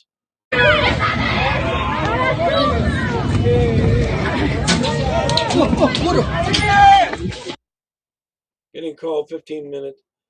I'll come back to the chat here in a minute. All right, this next one. I kind of like this video. This lady has very green eyes if you look at her. I think she's Iranian, actually. All right, guys, if you are a lifelong Democrat, I thought her eyes were very green. And you're asking yourself, what the hell happened to my party? I just want you to know that you are not alone. The Democratic Party has rooted its entire identity on one thing, being anti-Trump. They have no other identity, and this has now led them. 15-minute cities, don't let them do it. They'll spread. That locks you in. They're doing that in parts of London and stuff like that. To being pro-IRGC. And you know, it's interesting to see how this war with Iran has finally brought so many lifelong Democrats to their moment of reckoning. Because this moment is really a perfect storm that exposes every single one of their fraudulent positions at once. And you find yourself asking, well, what if I support the destruction of a murderous terrorist regime that wants to destroy America? How do I reconcile my support for that with my party's stance? You see, for years, the hypocrisy inside the Democratic Party was much easier to hide. They could talk a big game about human rights, about democracy, in the abstract. Oh, yeah, they're burning their hijabs too. But in this current moment with Iran, well, it makes it impossible for them to hide what they have become. First, you have the pro-democracy lie, because we have the Iranian people who are literally in the streets, getting shot, getting killed, fighting for secular democratic freedom that we Americans claim to treasure. And these heroic Iranians have been sacrificing their lives to overthrow a regime that has been murdering and oppressing them since 1979. They are the perfect embodiment of a pro-democracy movement. And the left's response to this? Silence. That is until the U.S. finally attacks. And then they speak up. But when they speak up against the very attack that's goal is to restore democracy, human rights, women's rights, freedom. Again, we are talking about a regime that kills Americans, that wants to destroy the West, that has tentacles in every part of the world, promoting terror in the name of radical Islam. And the Democratic Party is against removing them from power. Yeah. So people are finally starting to see through the BS. But what's happening inside the party goes even deeper. You see, the Democratic Party, they couldn't rally behind the Iranian people because their whole worldview, their whole ideology is largely built on a binary construct of oppressor versus oppressed. And they've somehow categorized the brutal terrorist regime, the IRGC, as oppressed because they are anti-American. Now, this is a level of moral sickness that is so depraved. They have actually convinced themselves that America is the oppressor of the world. And so anyone against us is a victim, even when they are murderous terrorists. It is a real illness. And I'm going to prove it to you in real time. You see, because the moment when the U.S. attacked the IRGC, the Democratic Party had a choice. They could either side with America and the freedoms and the values that this country was built on while simultaneously siding with the Iranian people who want these actual oppressors, murderous terrorists, gone, or they could side with their one true guiding principle, which is whatever Trump does is bad. And they did what they always do. They went up against Trump, though this time that meant siding with the largest exporter of terrorism in the world. And that's when it clicked for people. that the party stance, it's not about freedom. It's not about democracy. It's not about national security. It's not about human rights, because this moment made it impossible not to see that the Democratic Party arrived at their stance on the war with Iran through the one principle that they currently hold, which is political opposition. They would rather defend the strategic interests of a terrorist state than support Donald Trump for weakening them. The hollowness of what the party has become has been revealed, because when your entire ideology collapses into being against one person, then you really have no ideology. You have nothing. And the war with Iran has proved in real time that the Democratic Party has completely unraveled. It is not about what is right and what is wrong or what is best for America or the world. It is only about being against Trump. And when you see that truth laid bare, whether or not you like Trump, you cannot unsee it. So to my friends out there who are feeling politically homeless today, I just want you to know that you did not abandon the Democratic Party. They abandoned you. Yeah, they did. All right, here's the other video that I seen of they're trying to chase down a Stinger or with Stingers, F-22 Raptor. Watch this. It's a good dogfight.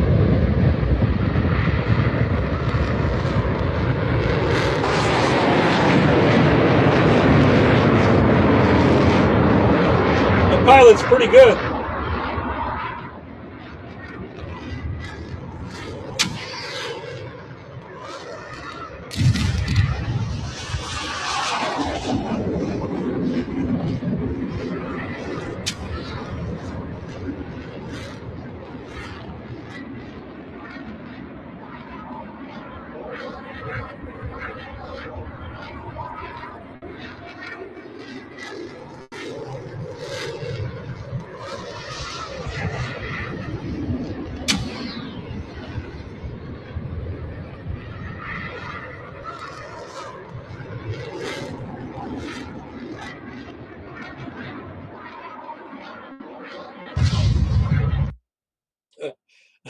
They weren't going to get it, no matter what.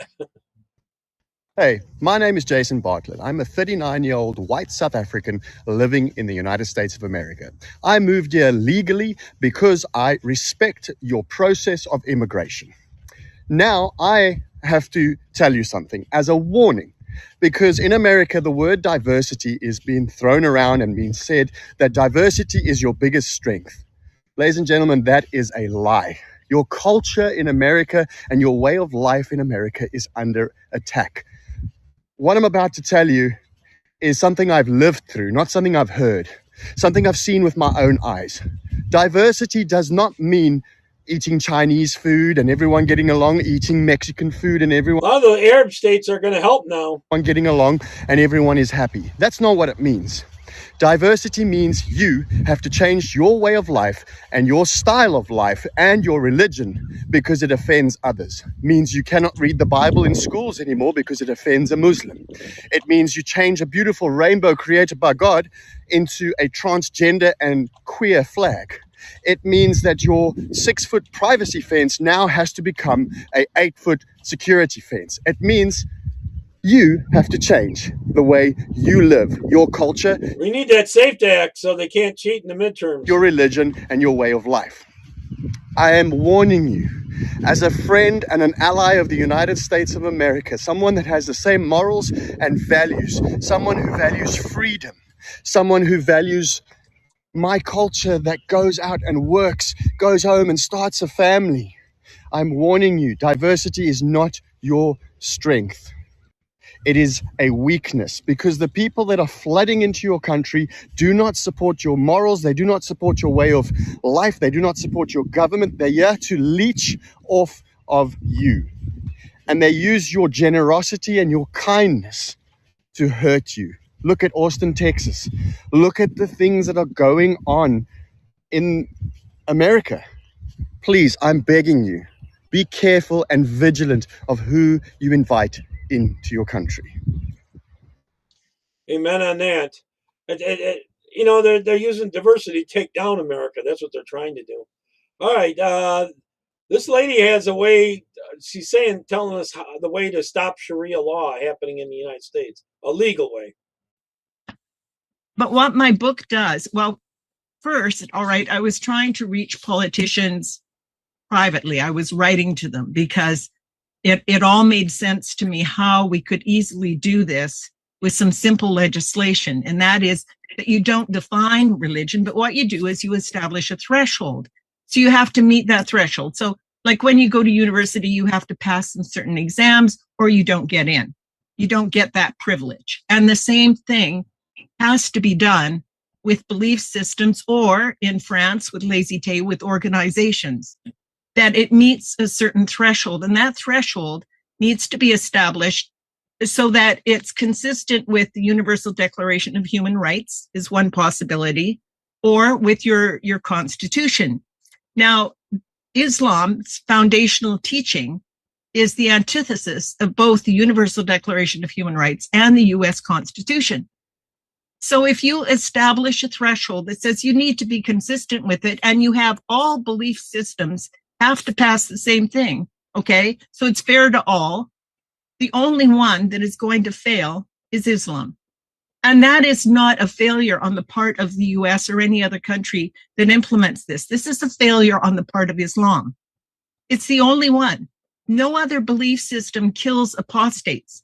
No other belief system has in law that men and women are different in perpetuity. No other belief system has a model like Muhammad that people are supposed to, base their lives on, that says you can marry a 6-year-old or you can have a slave. Now, all of this is approved according to Sharia. And if we don't want to have that here, including, FGM and all the rest of it, then we really need to take steps immediately, or we will be like Europe. And it's so simple. All they have to do is introduce a threshold and say, if you do not pass this threshold, then no, you won't have government funding, you won't have charitable status, you won't have Islamic schools, you won't have halal marketing, you won't have Islamic finance. You cut the money. Cut the money. That's a good idea, if you ask me. How many refugees has Poland taken? Where's Colin when you need him? This is for Colin, really. How many refugees has Poland taken? 0. And you're proud of that? If you are asking yes. me, if you are asking me about Muslims illegal immigration, none, not even one will come to Poland. Not even one if it's illegal. We took over 2 million Ukrainians who are working, who are peaceful in Poland. We will not receive even one Muslim because this is what we promised. But I asked not about illegal immigrants. I asked about refugees. And Jean-Claude Juncker, the Commission president, says that you're racist. You sound proud of the fact that you haven't taken any refugees. Of course, because this is what our people are expecting from our government. That's number one. This is why our government was elected. But this is why Poland is so safe. They've got it right. This is the reason why we had not even one terrorist attack. Look at the streets in Poland, and we can be called populists, nationalists, racists. I don't care. I care about my family and about my country. Well said. Ms. Lockbeal, I mean, the lowest unemployment in European Union is Poland. The highest GDP after COVID in European Union is Poland. One of the lowest debts in European Union is Poland. So don't give us this rubbish about the need of educated immigration, as we heard yesterday. We don't need your doctors. We don't need your engineers. Take them all and pay for them. We don't need them. You know why? Because there's 0 terrorist attacks in Poland. Why? Because there is no illegal migration in Poland. So don't give me this look. Don't give me these arguments about the populism, because this is a fact. This is your data from Eurostat. So we don't need your engineers. We don't need your doctors. Take them. Do not teach us. Do not teach us about democracy, because we know what the democracy is. So learn from Poland. Be like Poland. Thank you very much. Very well said. Wonder if we can get more politicians like that here in America. We need it. All right, I thought this was real cool. Watch how they refuel. This is late. These lady pilots are pretty good. Watch this.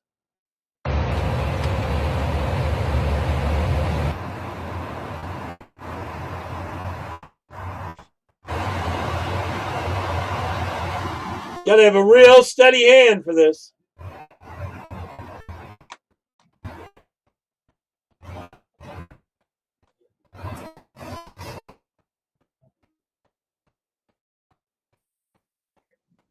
Maybe you're related, huh?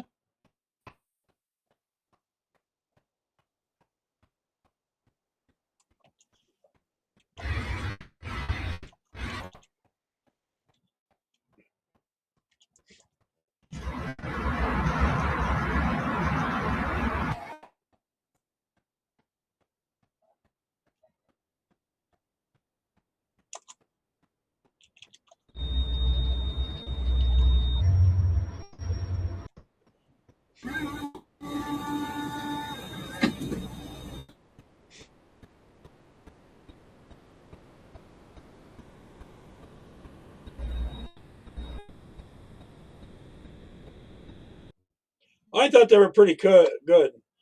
Did you go to Greece for 8 weeks?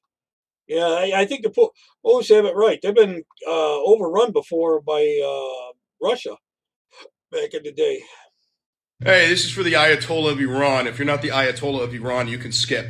Listen, my name's Chris Valenti. I live in New York. I had nothing to do with what's going on. I'm rooting for you, man. I'm hoping you fucking win. This is an American saying this stuff. Most of us fucking despise Donald Trump. This is his fault. If you got a bone to pick it with him. 1600 Pennsylvania Ave. So before we totally killed him, the Ayatollah was winning for the past 47 years. And let's take a look at what that has looked like for the Iranian people. If you protest, dead. 40,000 people in a few weeks, actually. If you don't wear hijab, if women don't cover their hair, dead. If it leaks. If you insult the regime, dead. So if Trump operated the same based on this very video, you'd be dead. Which Iran has some of the highest execution rates in the world. If the regime thinks that you insulted Allah or Islam in any way, dead. Their economy is in the trash. Their currency valued at $0. Literally, they're starving. Women's rights, forget about it, because the Ayatollah believed that women had half a brain because that's what the religion teaches. If a woman gets raped and talks about it, it's considered adultery, and she's usually beaten, imprisoned, or killed. Just because you don't like President Trump doesn't mean you have to side with literal terrorists, which is what the left is doing. They are supporting terror groups. They're supporting countries and organizations and people who do not believe in our freedoms. And the Iranians are actually a very smart group of people. Iran used to be free. It used to be a hub of innovation until the Ayatollah took control 47 years ago, and the people have suffered ever since. And by the way, the migrants who have migrated to America are some of the most successful migrant groups in our country. They far outpace the Gen Pop. So if we see a free Iran, the world will benefit. The Middle East will benefit. America will benefit. And you and other leftists who think like this do not deserve the freedom that you were gifted, but I will continue fighting for your right to be an idiot anyway. Fighting for your right to be an idiot. Okay, they caught on camera deep state during Stefanik. Watch this. I might have to play it twice. Thank you. Thank you. Hi, Liz. I have daughters that graduated from the same high school as you, so I'm just asking. I want to find out what your involvement was in the Iran deal with the pallets of cash that were sent to. We have to do a few media interviews. I'm sorry. But did you have any involvement in that? Is that why you're not answering me? Because you were involved in that deal with Obama to send the pallets of cash over to Iran that supported terrorism? You don't have any comment? This is all connected to the Epstein files. A lot of that stuff was in there, the blackmail and all that. Iran was blackmailing Biden, I think. Biden or Obama? One of them. Yeah, it was Obama. And Biden was connected to it later, covering it up. So, still more to come on that.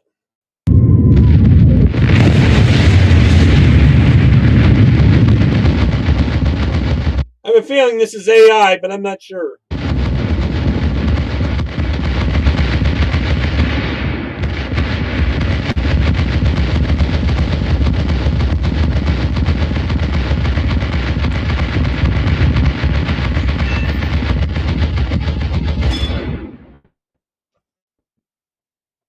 Certainly was cool.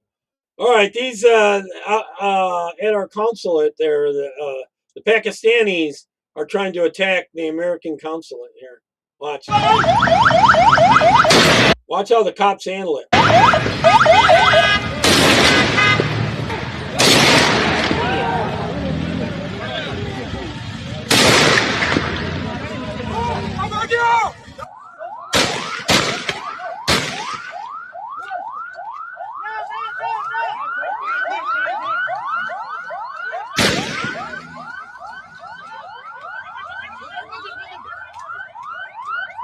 Yeah, they're convinced.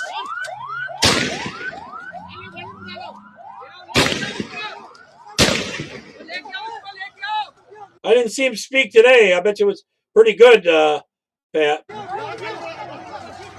Hang them all. I didn't see it. Alrighty, Paul.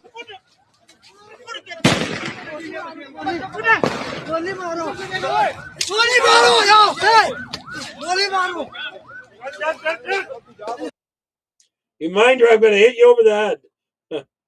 AI, we can't. Can it just all be real? It might be real. I'm not sure. It might have been. طلعت عندنا هني يا يبا شوف طلعت عندنا والله. This is when Kuwaiti was friendly fire and shot down a couple of our planes, 2 or 3 or something like that. طلعت عندنا هني يا يبا شوف طلعت عندنا والله. Actually, it was, one of them was a lady pilot. يا الربع لو نازل من الباراشوت هذا الياباني. Police, yes. 1 minute. لا شبه الدبه. 1 minute. 1 minute.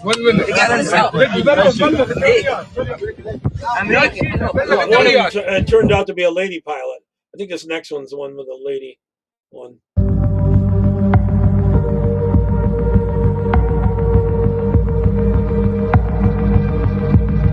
It's friendly fire.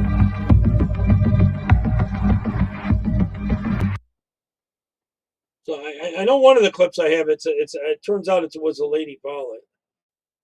So as it turns out, the missile that hit the girls' school in Iran was actually from the IRGC. I'm sure everyone's just racing to correct their narratives. You know, it's no wonder that Hamas does the exact same thing because, you know, they are trained by Iran. Anyway, I never cease to be shocked by the fake sympathy from the world. You know, the IRGC has been murdering its own people since 1979. The people of Iran have been killed in the masses for the past couple of... I think their computer systems kick on when they see a plane came in that didn't have their ID or whatever in it. Months, and nobody cares. Suddenly, Israel gets involved, and all of a sudden, we care about dying children in Iran. Yeah. Please, you guys are so full of it. It is disgusting. You don't care about the Iranian people. You only care about demonizing Jews. Spreading fear and hate. I hear you. Fear and hate. That's what they like to spread, I tell you. Joe Rogan and Elon Musk, this terrorist attack just happened just a few miles away from where you live and work. And this will continue to happen unless you help me get into Congress.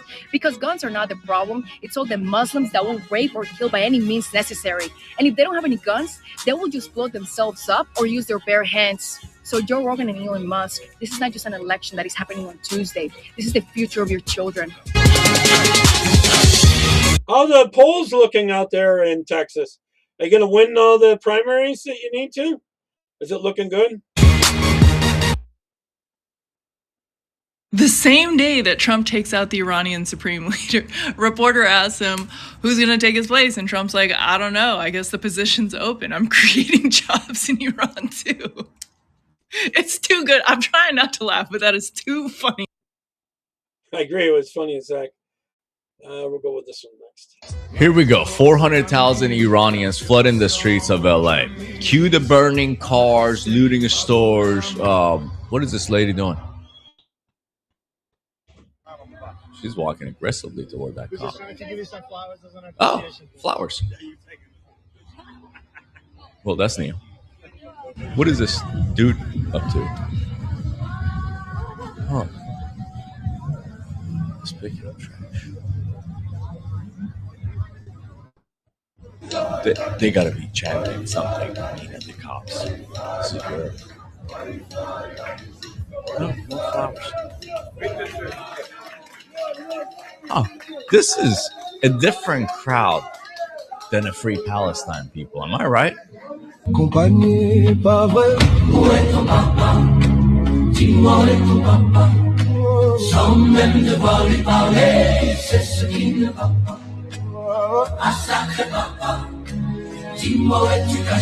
That's a rarity there. That's a rarity. There's more on the SEAL Team 6 thing. A CIA whistleblower dropping hard evidence that implicates Biden, Obama, Hillary, Brennan, that they actually executed SEAL Team 6 and covered it up, and there is audio, video, and documentary proof. The full interview of the CIA whistleblower, interviewed by Charles Woods and Nicholas Snow, surfaced on Sunday, where the three talk about the blackmail extortion of $152 billion US sent to Iran to cover up the deaths of SEAL Team 6 by the Obama administration. Perot has extensive experience with the intelligence community, and Perot said, of the evidence, a heavy price has been paid for what we are uncovering, and millions of people want to see. The truth has to come out. Yes, the truth has to come out. Let's take a look now at the whistleblower before we get to Anna. We'll be right back with Anna after this. You think you'd know not to lie. Well, they're actually, the 69 flags there with the lion on it, they're making more of them again because that's the flag they're going to use once they get these sickos out, which they're very close to being out. There's areas that the Kurdish have taken back over in their country. About something so obvious. He said it was a Muslim burial at sea. Nonsense. And so this big lie that you see, Biden, Hillary, and Clinton worked this agreement with Iran. Well, it all started with the Russia nuclear war, which could have happened kind of then, but I think there's so many safeguards now that's very unlikely, and that you get some nutcake in there. They trusted Iran to move bin Laden to Pakistan. He did. He was there. But then they trusted Iran to keep him there. Khamenei, they'll do suicide. Then even if they know they'll die, they might press the button. They moved him out back to Iran. And then the communication from Iran to Obama was, hey. No, the Iranians are celebrating. They are celebrating, Heather. We got your neck in a noose. Give us all this money. $152 billion, $2 billion on an airplane pallet was paid out for the secrets I wish to reveal now and to the president under the terms of misprision and treason. That is to say, this is a secret. These are secrets worth $152 billion paid by President Obama. And Vice President Biden paid with the blood of SEAL Team 6 when he had them killed. So it's blackmail and extortion then. Blackmail and extortion. Something was wrong with Benghazi. Okay, there were red flags there, and there was big red flags with SEAL Team 6 who took out Osama bin Laden. It was interesting timing right before Obama's reelection, how this bin Laden Mr. Fixer, that was during Carter.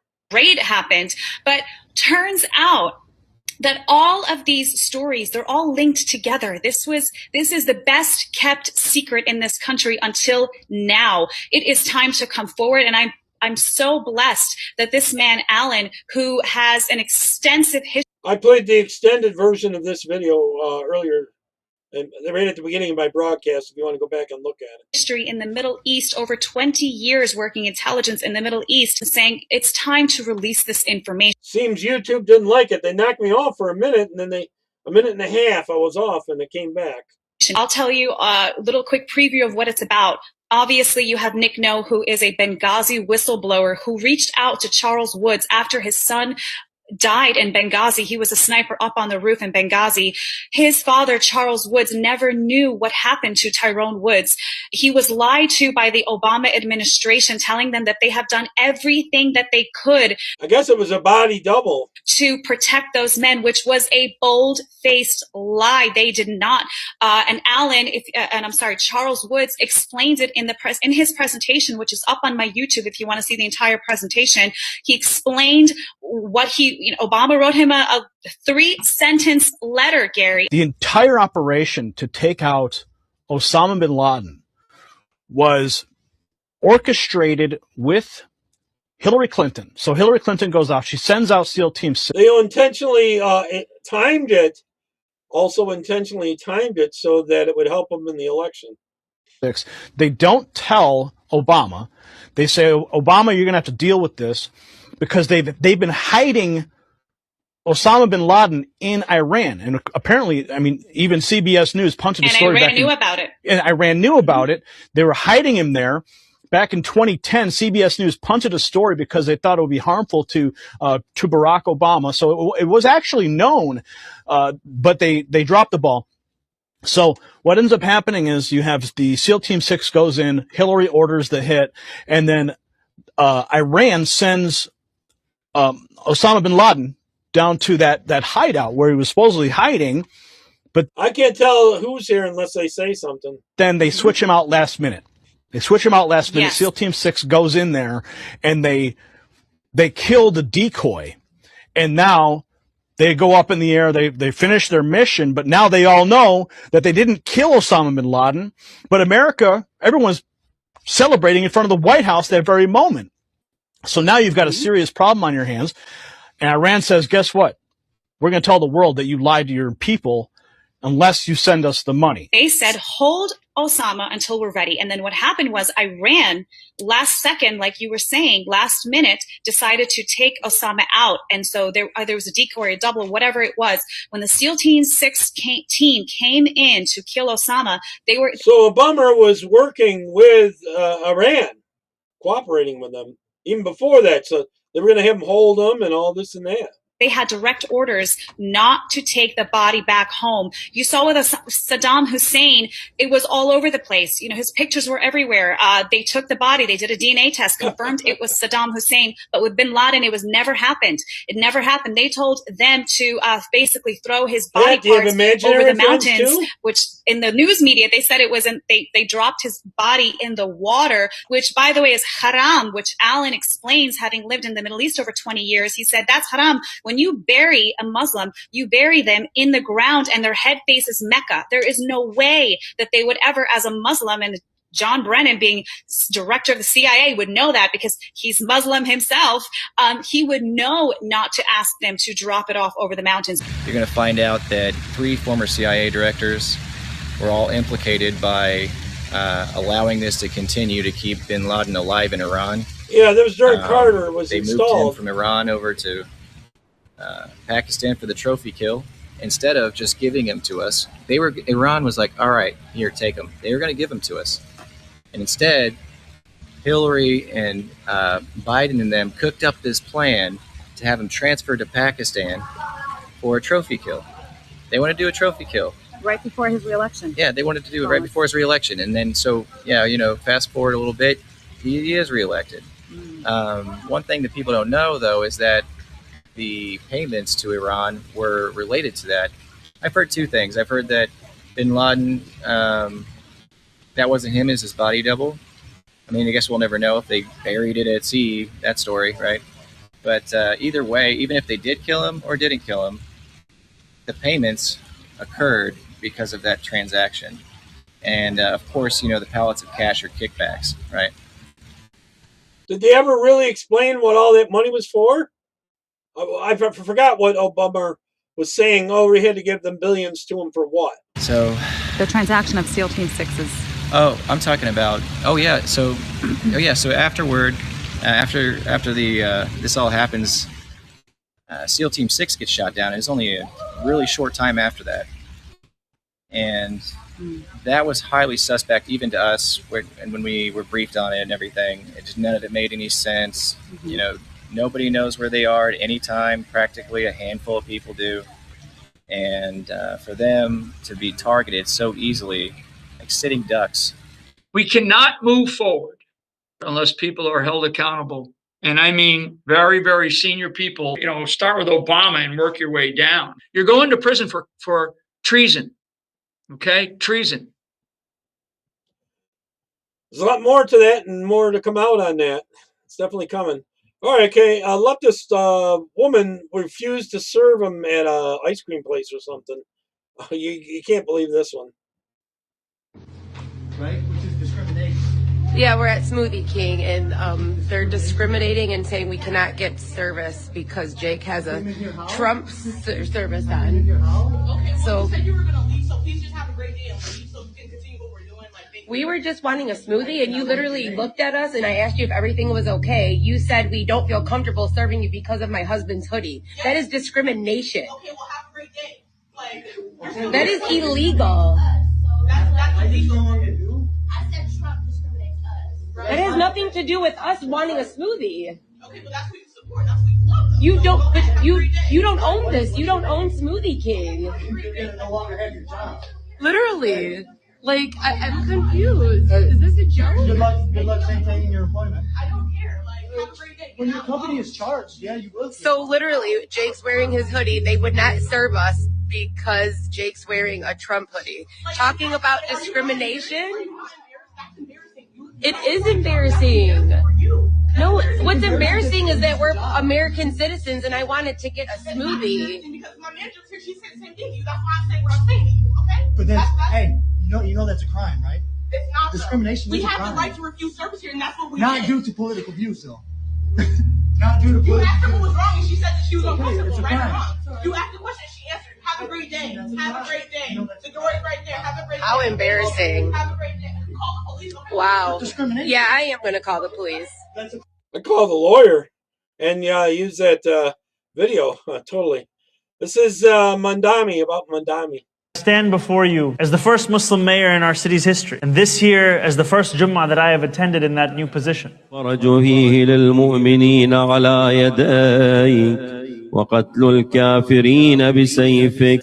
the killing of the infidels by the sword. Would it be Islamophobic to say there's a problem right now in New York City? You see what you need to do? He should be deported instantly. That imam should be deported instantly. No. And send a message to all of them, you're not going to tolerate this. Now, this is the point. I've been pretty surprised at how vocal and very confident they are in America. They're only 1%. We're 6%, they say. We're probably 12%. But look how confident they are at 1%. Look at Texas. They're planning for the future.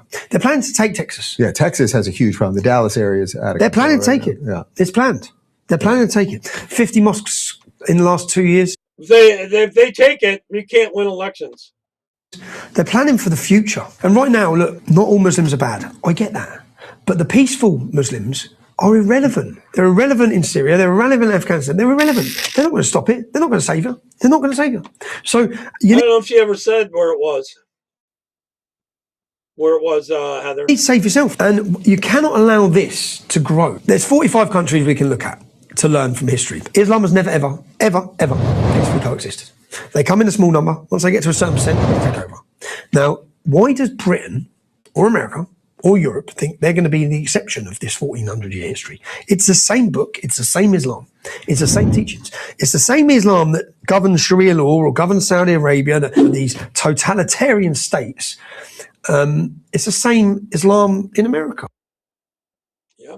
All told, this lawsuit is going to end up costing Montgomery County Public Schools more than $6 million. The case was about a group of religious parents who wanted the right to opt their children out of lessons that included storybooks with LGBTQ themes. Stories like about a prince who falls in love with a knight, stories about a transgender student coming out to his family. So this case, touched on a lot of the themes that they sure are pushing this crap hard, that have really divided public schools in recent years. And it took years to litigate it. And that came with really big costs. So the case is now finally over, and we learned that the district will have to pay the parents $1.5 million as part of the settlement. And that comes along with a $3.6 million payment in attorney's fees. So they also had to pay for their own defense costs, which were about $1.3 million. That's the only way to stop them on the left, I tell you that. All right, Iranian schoolgirls take off their hijabs and celebrate after the... If you have a problem with this, you're the problem. You are the problem. The people, the women of Iran have been... It was after the death of that dictator. ...oppressed. They have been living under an authoritarian regime.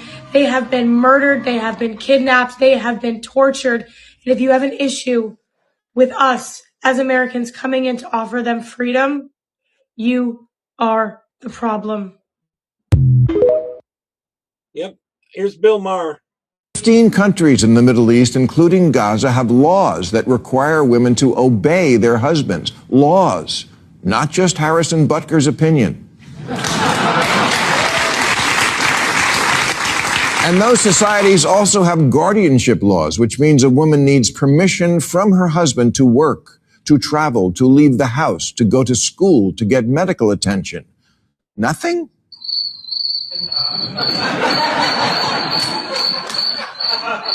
Honor killings, where women are murdered by their own fathers and or brothers, happen so frequently they can't even have an accurate account of how many. In 59 countries, there are no laws against sexual harassment in the workplace, and many have no laws against domestic violence or spousal rape. 20 countries have marry your rapist laws.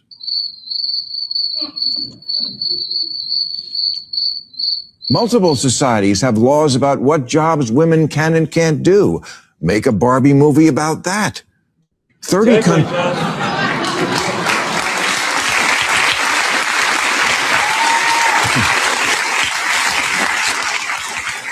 countries practice female genital mutilation, and 600... Heather, yeah, I live not that far from Niagara Falls. And you go up there during the summer and you see them in 100% black, and it's nearly 100 degrees out. And there'll be like 4 women for every guy, and they're all, you can't talk to them or anything. I've seen this at Niagara Falls. On both sides of the border, especially the American side. 150 million women alive today were married as children. Kids, if you really want to change the world and not just tie up Monday morning traffic, this is the apartheid that desperately needs your attention. Gender apartheid. This is what should be the social justice issue of your time. How about from the river to the sea, every woman shall be free? But in reality, it's not an issue at all, for one reason. The people who are doing it aren't white. I hate to have to be the one to break it to you kids, but non-white people can do bad things too. The new sheriff in town, yeah. You're right. There's a new sheriff in town. Bloody hell, what the hell? Yeah, you're right about Niagara Falls. They're all in black. They act, I think they come from Saudi Arabia or something. They're all in black. I think that's where they wear the black. I'm not sure. Let's see if I can get one more in here before... Yeah, one more before 7 here.